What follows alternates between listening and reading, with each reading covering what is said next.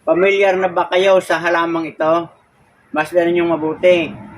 Ang tawag sa halamang ito, mga kabayan, ay pencil cactus. Ito ay napakagandang sabitan natin ng Christmas light, lalo ngayong nalalapit na yung ating Kapaskuhan. At ito ay napakadaling paramihin. Ang pamamaraan ng pagkaparami nito ay ganito. Kukuha lamang kayo ng isang sanga dito, mga kabayan.